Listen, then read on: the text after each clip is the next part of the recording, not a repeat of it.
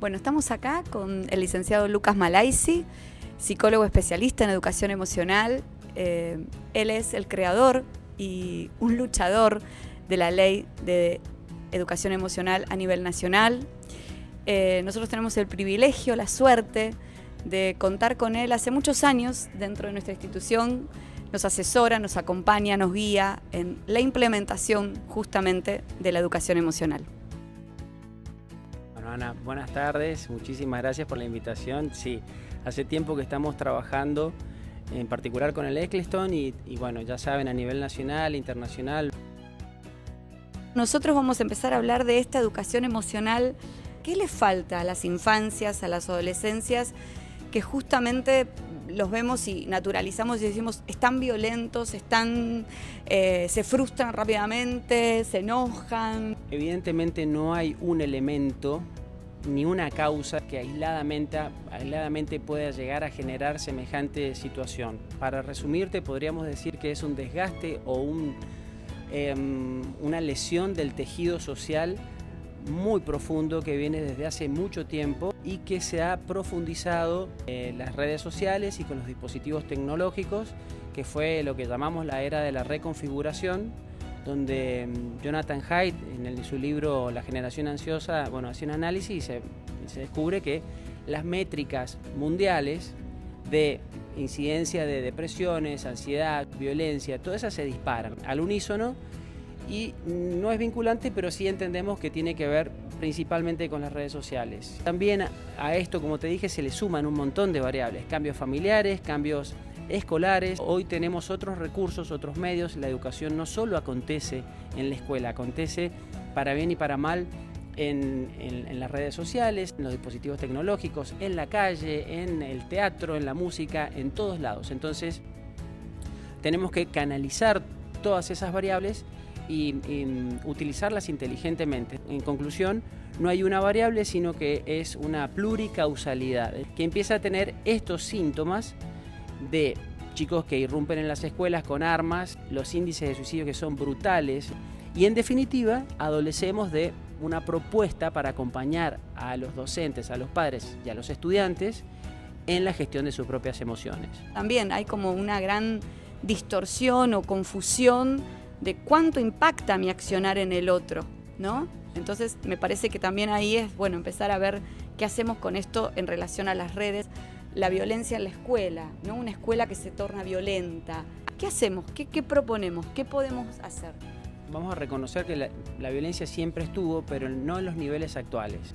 Otro problema que es muy peligroso, que es la naturalización de la violencia. La violencia, ¿qué significa técnicamente? Es someter la voluntad del otro. Y vos lo podés hacer a través de formas agresivas o también lo podés hacer a través incluso de la omisión de una acción. Entonces hay infinidad de tipos de violencias y hay violencias que son las más perniciosas, que son las solapadas, las que son invisibles, las que, por ejemplo, una palabra, un destrato y todo eso empieza a desgastar y empieza a impactar en la autoestima de las personas.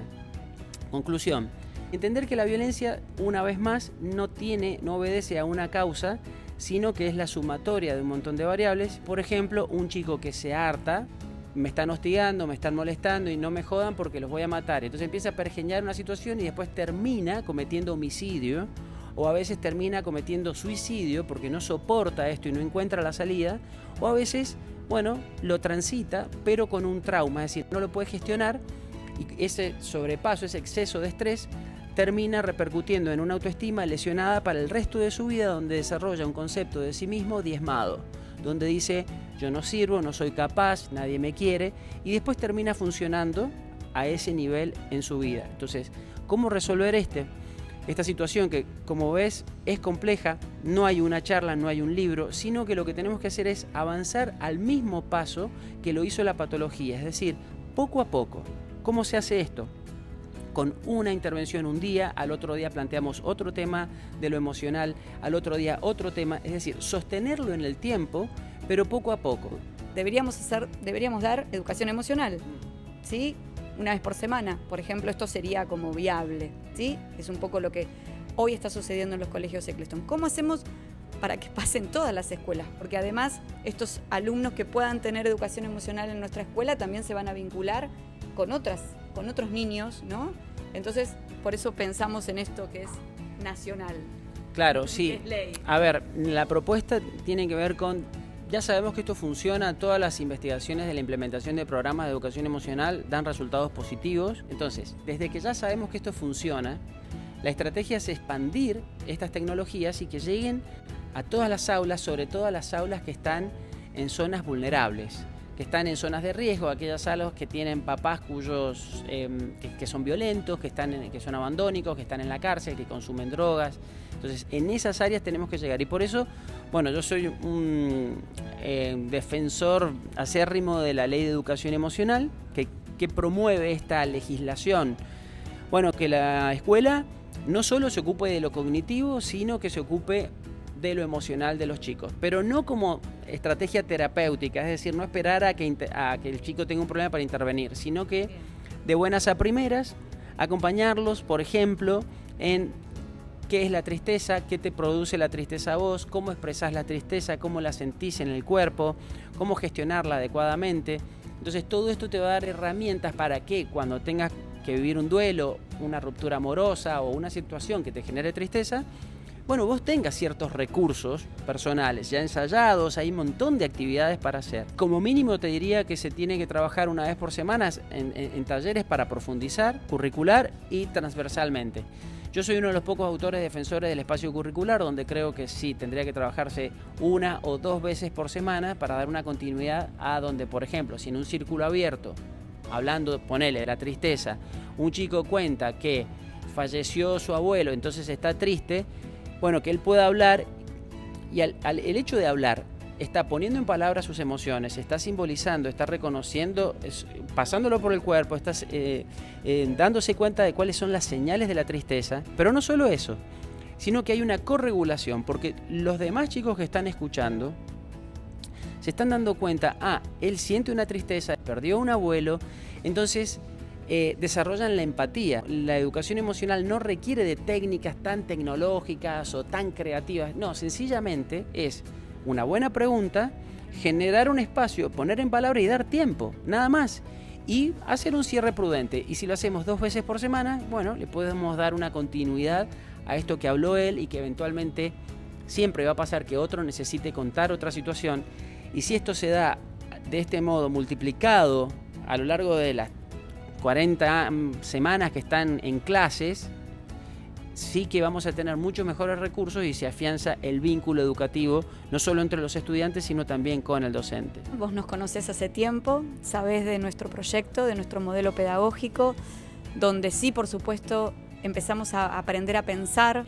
Y puntualmente nosotros hoy estamos trabajando desde el nivel maternal, desde el nivel inicial, desde muy pequeñitos hasta el nivel secundario. ¿Cómo ves nuestro accionar entonces, si podés ir mirándonos? Yo en el paso que hice en el trabajo con vuestro colegio me quedé admirado del compromiso que tienen y de lo que están haciendo. Realmente entendieron prontamente la profundidad y la importancia de la educación emocional y lo implementaron, y de verdad que desde los más chiquitos ya lo están abordando. Me parece que han hecho un trabajo muy bonito y el desafío, y es que también tarea cumplida, es sostenerlo en el tiempo. Eso sucede en los colegios, que empiezan con entusiasmo y después eso se va diluyendo, y veo que en el caso de ustedes no ha sido así, porque están constantemente recibiendo formaciones de especialistas en el tema para profundizar, lo sostienen. Y yo voy a poner en valor otro elemento que también lo pude apreciar, que es la creatividad de los propios docentes cuando lo hacen propio.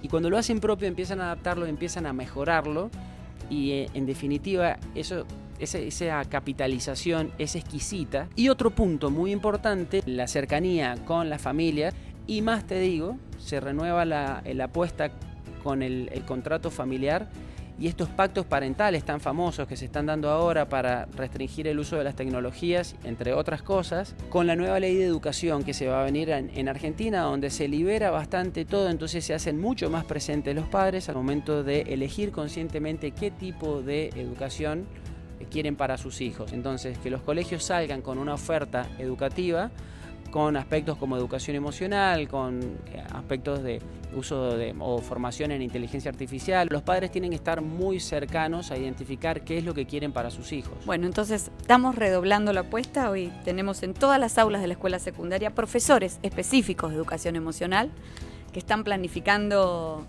clases a diario, ampliando y mirando un modelo pedagógico integral como es el modelo SIP. ¿Qué 3 cosas crees que podríamos tener ahí como, bueno, en esto estamos orientados, allí vamos a ir a profundizar? Sí, yo te diría que de un buen programa de educación emocional, un chico sale con, pongamos 3 herramientas mínimas, básicas, que son: primero, tener una cercanía con su cuerpo, con sus necesidades, entonces poder identificar qué es lo que siente. Entonces, qué emoción sentís y que la pueda poner en palabras, que sepa de qué se trata. Segundo, que tenga una estrategia válida, es decir, bueno, ante esta emoción, vos qué haces que te da resultado para gestionarla. Y que, por supuesto, que sea una estrategia saludable, no de anestesia de la emoción, sino de gestión, de animarse a transitarla. Y tercero, sí, que a veces puede ser un sueño, y esto depende también mucho de la capacidad y de las condiciones para que esa persona haya madurado.